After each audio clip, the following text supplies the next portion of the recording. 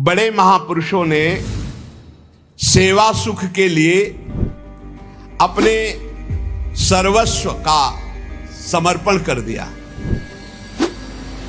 श्री आस्करण जी महाराज नाम के महाभागवत हुए हैं, जो अपने लोग नाम कीर्तन करते हैं श्रृंगार आरती के बाद। हाँ, आस्करण मधुकर जयमल नृप हरिदास जन दासा, ऐसा आता है। तो आस्करण जी के इष्ट श्री राधा मोहन जो थे, इन्होंने विचार किया कि राजकाज में हर क्षण कोई न कोई जब सेवा में बैठते तो राजा, तो आप ये सलाह, ये सेवा। श्री आस्करण जी ने अपनी सेवा को सुरक्षित रखने के लिए, ये नरवरगढ़ के राजा है, राजा को बहुत से कार्य होते हैं, पता नहीं किस समय कौन सी राजकीय व्यवस्था के लिए आवश्यकता पड़ जाए, तो ठाकुर सेवा में एकाग्रता की बहुत आवश्यकता होती है। अगर तन्मयता नहीं तो फिर बिगड़ जाएगा। मनुष्यों में श्रेष्ठ आस्करण जी ये नरवरगढ़ के राजा थे। इनके ठाकुर का नाम राधा मोहन जो था। ये प्रेम पूर्वक उनकी सेवा में कोई विघ्न न हो, इसलिए 10 घड़ी तक का कठोर आदेश दे दिया था। 24 मिनट की एक घड़ी होती है, तो 10 घड़ी कितने हुए? 4 घंटे। 4 घंटे तक कोई भी अगर सूचना देने आया तो दंड प्राप्त करेगा, वो दंड उसको मिलेगा। 4 घंटे तक सूचना भी नहीं देनी है। जिस समय वो राधा मोहन जी की सेवा में गए तो द्वारपाल खड़े हो जाते थे, कोई भी अंदर प्रवेश नहीं करेगा। किसी भी तरह की कोई विपत्ति आ जाए, आग लग जाए, फिर भी सूचना नहीं देनी है 4 घंटे सेवा में। इसलिए उन्होंने कठोर नियम लगा रखा था, 4 घंटे तक कोई सूचना भी नहीं देगा।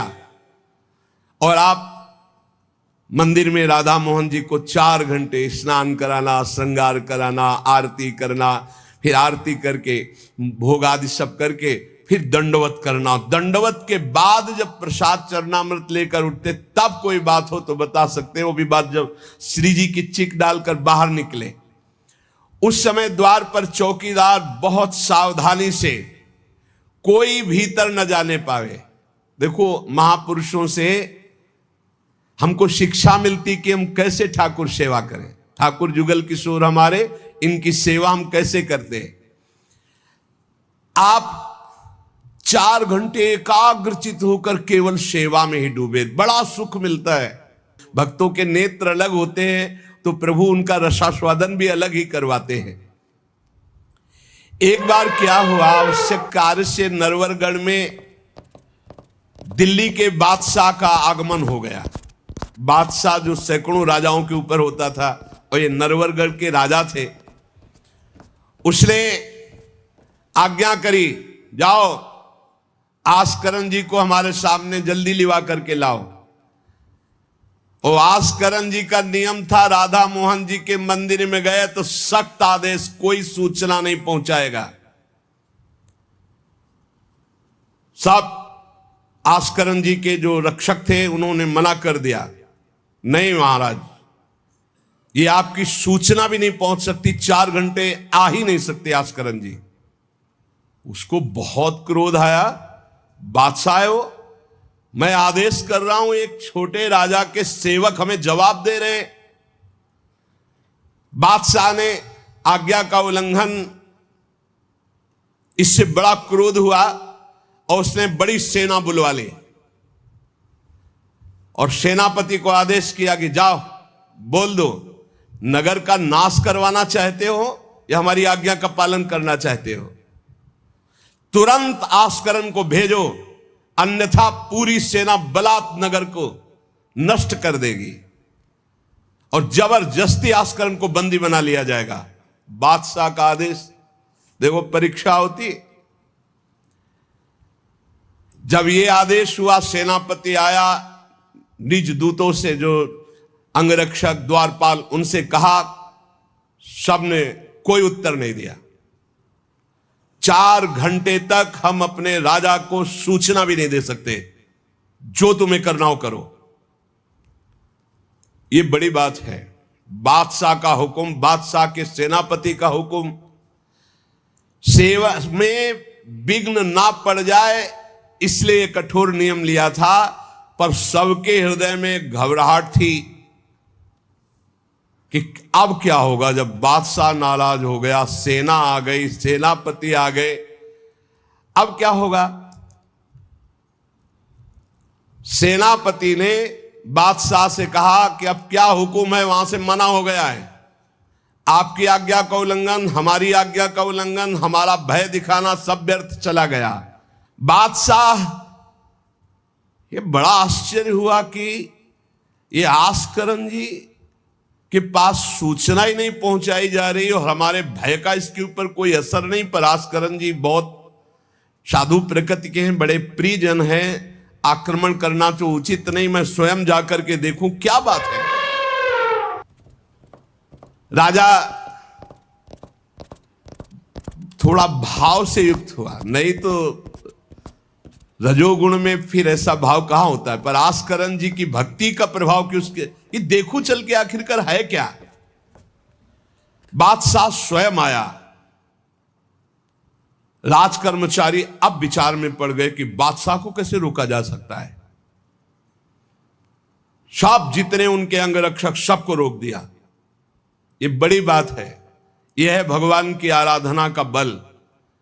नहीं, बादशाह को कौन रोक सकता है। एक छोटे राजा ये हैं, उनके सैनिकों ने, द्वारपालों ने रोक दिया और बादशाह से कहा राज आज्ञा का उल्लंघन हम नहीं कर सकते। ना हम सूचना दे सकते हैं और ना किसी और को अंदर जाने दे सकते हैं। किसी और को अंदर नहीं जाने दे तो हम जा सकते हैं। बोले हां, आप बादशाह हैं, आप जा सकते हैं, लेकिन आपके साथ कोई नहीं। बादशाह राजी हो गया। देखे आखिरकार अंदर क्या है। वहां जाके देखा तो आस्करन जी की सेवा हो चुकी थी संपूर्ण। अब वो दंडवत कर रहे थे। आस्करन जी अपने ठाकुर की संपूर्ण सेवा करके दंडवत अपनी पूरी कर रहे थे। अब जैसे 108 दंडवत तो समय लगेगा। आस्करन जी साष्टांग लेट करके दंडवत कर रहे थे। अब को बादशाह जाएगा तो बादशाह कोई साधारण तो है नहीं। उसकी बाजूबंद, उसके सब झनन भनन आवाज तो होती है, पता भी चलता है कि कोई आ गया। मुड़ करके भी नहीं देखा बादशाह की तरफ, बस बार बार साष्टांग दंडवत। खड़ा खड़ा देखता रहा। 108 दंडवत 2-4 हो तो बड़ी देर हो गई। ना बादशाह से बात, ना सलाम, ना कोई, बस वो अपनी साष्टांग दंड। ये होना चाहिए। आप श्रृंगार कर रहे हैं तो श्रृंगार में ही दृष्टि होनी चाहिए। दंडवत कर रहे हैं तो किसी की तरफ नहीं, सिर्फ दंडवत के सामने। प्रिया प्रीतम है, हम बार बार दंडवत कर रहे हैं। ये उपासकों की एक एकाग्रता होती है। भला सोचो, बादशाह पास खड़ा है तो ऐसे लेटे लेटे भी तो देख सकते थे, बिल्कुल नहीं देखा।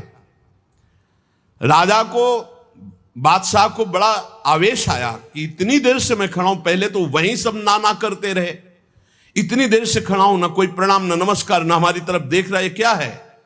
तलवार निकाली और साष्टांग दंडवत कर रहे थे तो मारा, एक पैर की एड़ी कट गई। एड़ी कट गई, खून बह रहा है। साष्टांग दंडवत, फिर खड़े, फिर साष्टांग दंडवत, फिर खड़े, फिर साष्टांग दंडवत। बिल्कुल नहीं देख रहे कि एड़ी कट गई। सोचो जरा, ये भक्त की निष्ठा है उपासना की। या तो अगर एक चींटी काटेगी तो थोड़ी देर लौट करके पहले देखेंगे क्या हो रहा है, फिर दंडवत। एड़ी कट गई, लेकिन किसने काटा ना, ये बात देखी। एड़ी कटना कोई साधारण बात समझते हो? तलवार से पूरी एड़ी काट दी, कोई दुख नहीं, रक्तस्राव हो रहा है। अपने नियमानुसार कटी गई एड़ी, ए पे टेढ़ी हूं न भौं करी। ना तो आह निकला, ना गुस्साई कि किसने ऐसा कर दिया। करी नित नेम रीति धीरज दिखा, धैर्य पूर्वक 108 दंडवत पूरी की। पूरा जब संपन्न कर लिया, इसके बाद पीछे हटे, चिक गिराई, क्योंकि समझ चुके थे कि ये तलवार चलाने की हमारे ऊपर हिम्मत केवल बादशाह की हो सकती, दूसरे की नहीं। कोई साधारण राजा नहीं, महाभागवत और महाबली है। इसलिए हमारे ठाकुर का सुखपूर्वक अपशयन हो, चिक डाली। आस्करण जी ने जब चिक डालकर पीछे मुड़कर देखा तो बादशाह तो शिष्टाचार के अनुसार जोहार किया। राजा की भगवत सेवा, नियम निष्ठा, ये देखकर बादशाह बहुत प्रसन्न हुआ और कहा, मैंने आज देखा ईश्वर के प्रेम की सच्चाई को। तुम्हारे में थोड़ा भी बनावटीपना नहीं, थोड़ी भी शिथिलता नहीं, तुम अपनी निष्ठा के धैर्यवान वीर हो। बादशाह ने आस्करण जी से भगवत प्रेम संबंधी कुछ चर्चाएं की और विचार अपने प्रकट किए कि आज मैं बहुत खुश और सौभाग्यशाली हूं कि तुम्हारे जैसा राजा मेरा जन है। बड़ा हृदय रस में डूब गया बादशाह का। यह है देखो सच्चाई भक्ति की। नहीं बादशाह के हुक्म को टाल देना, सेनापति की आज्ञा का उल्लंघन कर देना, बादशाह आया है साष्टांग दंडवत, कोई उसका आदर ना करना, ये सब भारी अपराधों में आता है। नहीं, बादशाह आया और फिर दंडवत हो सके, नहीं, पहले उससे बातचीत होगी, बाद में दंडवत होगी। नहीं, अपनी निष्ठा के आगे नहीं। एड़ी काट दी गई फिर भी नहीं रुके। अब आस्करण जी सदैव अपने भगवत निष्ठा, भगवत सेवा में मगन रहते। राजा बहुत प्रसन्न होकर के कहा कि अब जिस कार्य के लिए हम आए थे अब उस कार्य की जरूरत नहीं है, और अपनी जेब से अपनी रुमाल निकालकर अपने हाथों से उनके चरणों की एड़ी में बांधा और कहा, तुरंत चलिए राजवैद्य के द्वारा इसे, और आज से हमारी तरफ से आपके ठाकुर की सेवा सुख संविधान चलेंगे। हम विशेष विशेष प्रकार की आपकी ठाकुर सेवा में सहयोग करें। आस्करण जी ने कहा, भगवत कृपा है, सब भगवत कृपा है, सेवा यथार्थ रूप से चल रही है। एक बार राजा आस्करण जी के शरीर में बहुत जोर का बुखार आ गया। ऐसा बुखार कि न उठने की हिम्मत, न शरीर की शुद्धि, और नियम की निष्ठा थी ही। अब भारी कष्ट, एक तो शरीर उठने लायक नहीं, भारी बुखार, और दूसरा सेवा। अब वो इस बात के चिंतित थे कि सेवा कैसे होगी। तो ठाकुर जी ने स्वप्न में अपने किसी निजजन पंडा से कहा, इनको किसी औषधि की जरूरत नहीं, मेरा चरणामृत पिला दो, ये स्वस्थ हो जाएंगे, सेवा में आ जाएंगे। वो गए और उनका ठाकुर जी ने स्वप्न में आकर के कहा है कि आप ठाकुर जी का चरणामृत पी लीजिए, आप स्वस्थ हो जाएंगे। वैसे तो चरणामृत रोज ही लेते थे, सेवा में जाने के पहले ठाकुर जी का चरणामृत जो पूर्व का था पिया, तत्काल सब खत्म हो सेवा में। बहुत बड़ी सामर्थ्य है निष्ठा में, बहुत बड़ी सामर्थ्य है ठाकुर जी के चरणामृत में। विश्वास करो, जो रोज चरणामृत पीता है उसका पुनर्जन्म नहीं होगा। बड़ा से बड़ा रोग आएगा लेकिन उसको पीड़ा नहीं पहुंचा पाएगा, अकाल मृत्यु नहीं होगी। तो स्वप्न में ठाकुर जी ने कहा, चरणामृत दे दो, सब सामर्थ्य आ जाएगी। एक बार राजा ने द्वेषवश सेना लेकर, किसी दूसरे राजा ने आपके ऊपर चढ़ाई कर दी, तो आपने व्यर्थ की खून खराबी ना हो, ललकार सुनकर भी आप सेना सहित संग्राम भूमि में ये विचार किया कि युद्ध करने से बहुत लोगों का नाश होता है। इसलिए अपने सब महारथियों को बुलाया और कहा, नाम कीर्तन करो। जहां युद्ध के लिए ललकार हो रही वहां नाम कीर्तन शुरू कर दिया। नाम कीर्तन इतनी जोर का कि आनंद में सब झूम रहे, और उधर एक बादल की ऐसी टुकड़ी आई कि इतने ओले बरसे कि जो विपक्षी सेना थी मैं राजा और विपक्षी सेना सब भाग गए और ये अपनी तरफ कीर्तन ही करते रहे, लड़ना ही नहीं पड़ा। भाव ये है कि जो भगवान में चित्त जोड़ता है, भगवान नाम कीर्तन करता है, भगवत सेवा परायण रहता है, सारे विघ्नों का निवारण स्वयं भगवान करते हैं। एक बड़ा सुंदर प्रसंग श्री जयमल जी का आता है। जयमल जी भी नियमनिष्ठ महापुरुष, ये भगवान श्री श्यामा श्याम के अनन्य उपासक थे।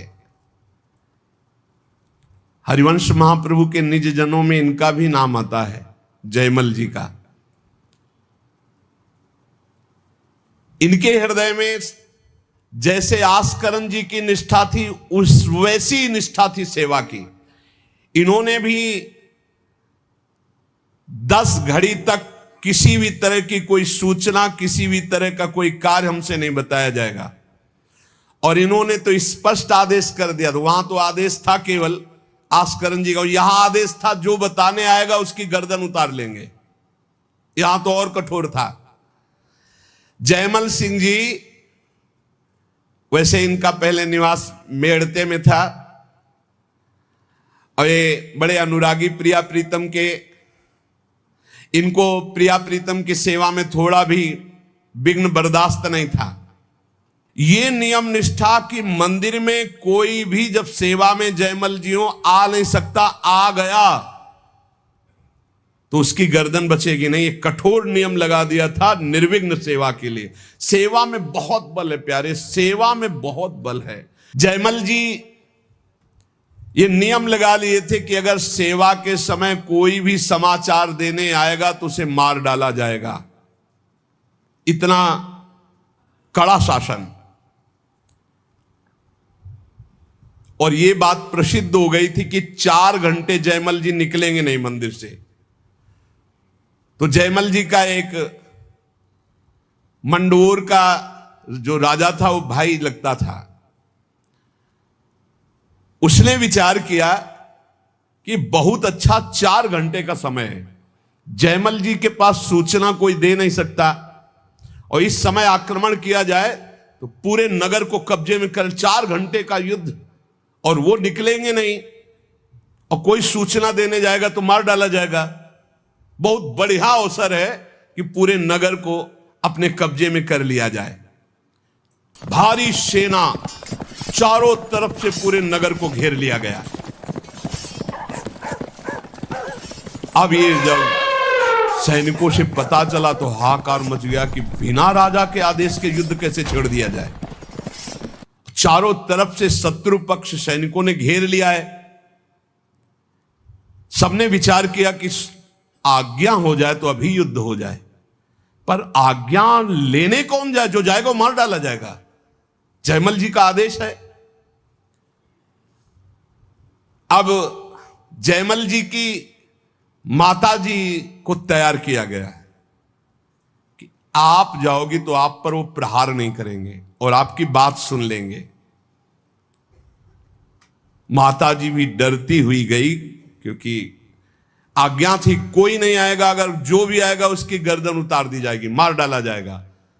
माता जी को इसीलिए भेजा गया कि बस आप केवल सूचना दे दो और वो आज्ञा दे दे, संभाल तो सब यहां लेंगे, आज्ञा दे दे।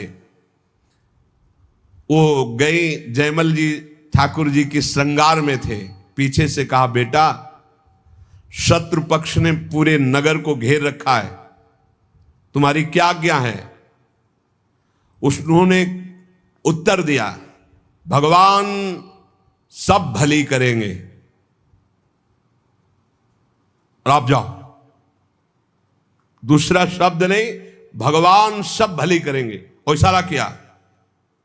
अगर दूसरा होता तो प्रण पूरा करते, लेकिन मां है इसलिए इशारा किया, वापस चली जाओ। मुड़ के नहीं देखा, बस एक शब्द का, भगवान सब भली करेंगे। यह नहीं कहा कि युद्ध प्रारंभ कर दो, मैं सेवा करके आऊंगा, ऐसा कुछ नहीं। भगवान सब भली करेंगे और इशारा किया कि आप वापस चली जाओ। ज्यों के त्यों सेवा में लगे रहे। भगवान ने देखा कि ये तो बिल्कुल बेपरवाह है, और सैनिक चारों तरफ से घेर लिए हैं राज्य को। तो स्वयं प्रभु घोड़े पर सवार हुए जयमल जी के। अब उनको कुछ कहने की जरूरत थोड़ी है। राजा का जो शाही घोड़ा था, उस घोड़े को तैयार करके उस पर विराजमान होकर के अकेले शत्रु पक्ष को परास्त किया। अकेले सबको मूर्छित करके मारा, एक को भी नहीं। और आप घोड़े को घुड़सवाल में बांधकर अंतर ध्यान हो गए।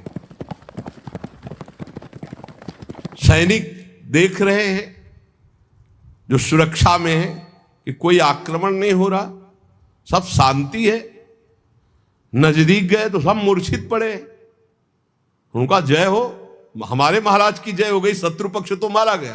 पूरी की पूरी सेना मूर्छित। जयमल जी सेवा समाप्त की, संपन्न की श्री जी की,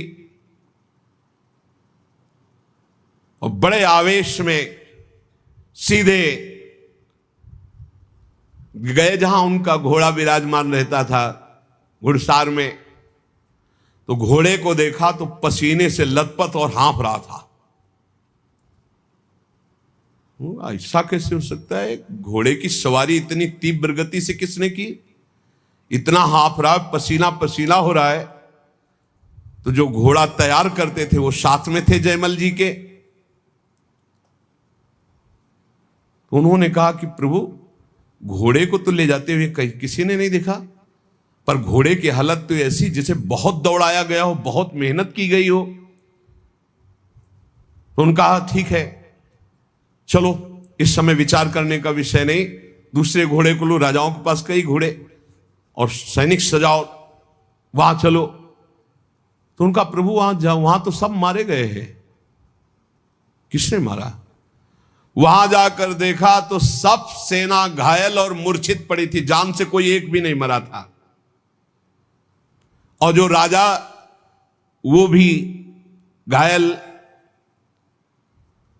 जयमल जी नजदीक गए, देखा तो कि ये मेरा वो भाई ही है, मेरा शत्रु बनकर के आया है।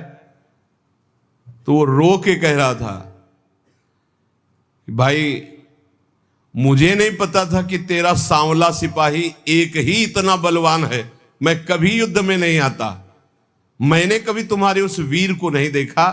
वो सांवला सिपाही कौन था जिसने अकेले मेरी सारी सेना को मूर्छित कर दिया और मुझे बाण से तो घायल किया और नेत्रों से ज्यादा घायल कर दिया? एक बार तुम दिखा दो अपने उस सांवले सिपाही को, मेरा हृदय तड़प रहा है उसके लिए। उसकी वो सुंदर चितवन, उसकी मुस्कान ने मेरा मन हरण कर लिया। शत्रु पक्ष के ये है ही ऐसे। बैरी भी जिनको प्यार करे वो प्रभु का रूप है। ये बैरी राजा क्या कह रहे? बाणों से तो घायल ही कर दिया, नेत्रों से भी घायल कर दिया। एक बार उसको दिखा दो जो आपका सिपाही है, सांवला सिपाही। श्री जयमल जी ने प्रेम विभोर होकर कहा, तुमने देखा? मेरे तो नयन तरस गए, तुम्हें दिखाई दिए? आज तक मैंने नहीं देखा। और जयमल जी के अश्रु चलने लगे।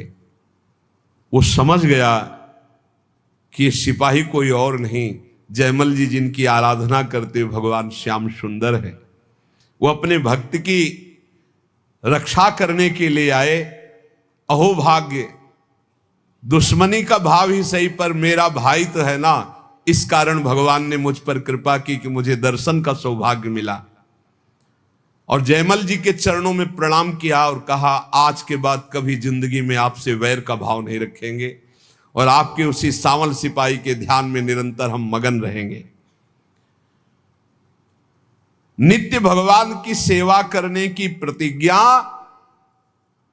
जयमल जी के शत्रु के मन में भी भक्ति प्रकाशित कर दी। यह है प्रचार। जब अंदर होता है प्रसार तो सबके हृदय में होता है प्रचार। और जब अंदर प्रसार नहीं तो बाहर प्रचार लाख करते रहो, कुछ नहीं होता। बुरा करने भक्त का आए थे तो भगवान ने उनका मंगल कर दिया। क्यों कर दिया? किसी भी तरह से भक्त का संबंध तो है, भक्त का भाई तो है ना, मंगल हो जाता है। इसीलिए कहा जाता है वो कुल, वो परिवार धन्य है। भले ही किसी भाव से सही, भगवान से जुड़े हुए भक्त के संबंध में यदि आता है उसका परम मंगल हो जाता है। जयमल जी ने लौट करके गए और अपने घोड़े को दंडवत किया कि ये भाई, ठाकुर जी की सेवा तो हम प्रगट में करते ही हैं, लेकिन तेरे सौभाग्य का वर्णन क्या करें। मेरे ठाकुर जी तेरे पर सवार हुए, घोड़े की 4 परिक्रमा की, आरती उतारी, दंडवत की और बार बार हाथ से स्पर्श करके पुलकित हो रहे हैं। ऐसे ही हैं हमारे ठाकुर जी। इसीलिए दास दासोहम में बड़ी सामर्थ्य मानी गई है। सबसे ज्यादा कृपा किस पर होती है? जो भगवान के दासों का दास होता है। घोड़े को साक्षात्कार हो गया भगवान का, बैरी भाई को साक्षात्कार हो गया, और जयमल जी कह रहे कि मेरे नयन तरस रहे हैं। तो क्या वास्तविक जयमल जी के नेत्र तरस रहे? नहीं, जिनके संबंध से बरस रहे उनके नेत्र कैसे तरस सकते हैं? पर ये हैं ही इतने प्यारे कि तन मन के बिछुरे नहीं, पर चाह बढ़े दिन रैन, कबो संजोग न मानही, देखे भरी भरी नयन।